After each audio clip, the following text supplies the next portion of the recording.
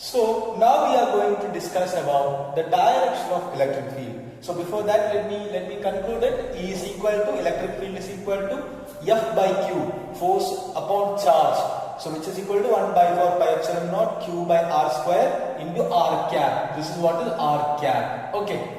So that is the direction of electric field. So I would like to give you only what is the direction of electric field with respect to positive and negative charges, and in detail the electric field lines, the concept of electric field lines we will discuss later. Okay, we will discuss in a separate video, that is electric field lines. So now you just look at this.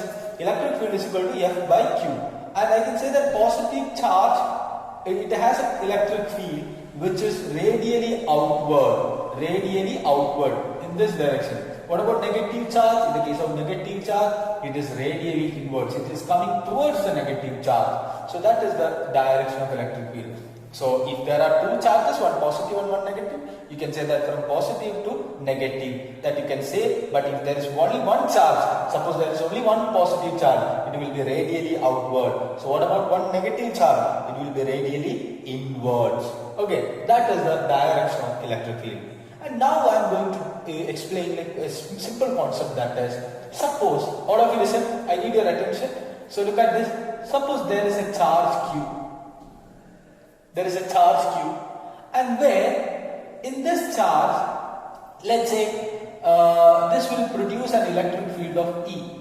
Okay, so there is like, it will produce an electric field strength is E, field strength. Okay, it's a physical quantity, right? So suppose I am going to place another charge small q here.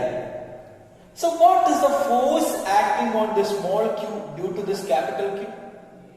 That is my question. Again, I would like to repeat the question.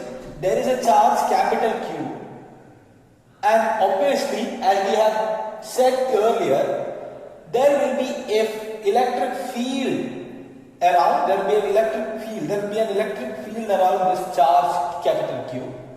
And suppose we are going to place a charge of small q here, then what will be the force acting on this charge due to this electric field? That is equal to, we all know that force is equal to, all of us, force is equal to 1 by 4 pi epsilon 0 q, here two charges q and q by r square, right? Suppose the distance between them is r square. And let me ask you another question.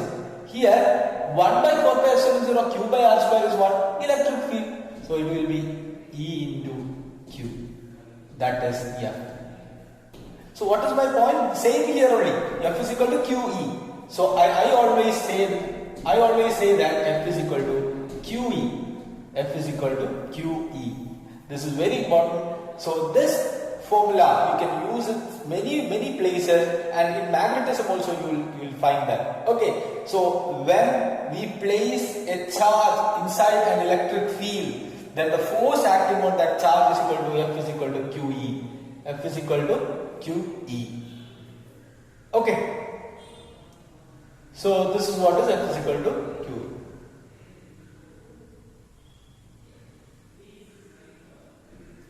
And also one more thing we will say, that that is not our syllabus. Like, I mean, we will discuss that later in other chapters. But anyways, I would like to tell you, this is, we also call it as electric Lorentz force. You also call it as electric Lorentz force. So I will ask you the same question when we discuss magnetism. What is magnetic Lorentz force? How do we connect magnetic Lorentz force and electric Lorentz force? So this is what is electric Lorentz force. Okay.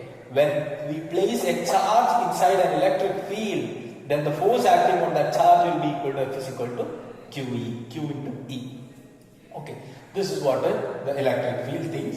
And now I would like to tell you another thing. What is uniform and non-uniform electric field? Uniform and non-uniform electric field.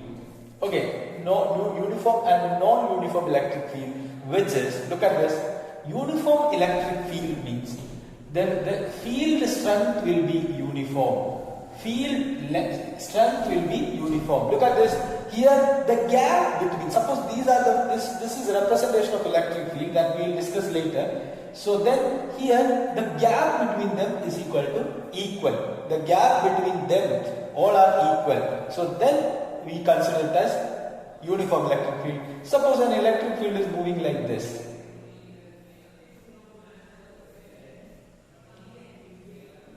Okay, so it can be like this also, but this is not uniform. This is non-uniform. So if the field strength at every point are equal, then we can call it as uniform. Otherwise, we call it as non-uniform electric field. Non-uniform electric field. Okay, now we are going to solve a question. All of you take page number 13 and question number 1.6, example number 1.6. We will solve the electric field question and then we'll move to the next discussion. Okay.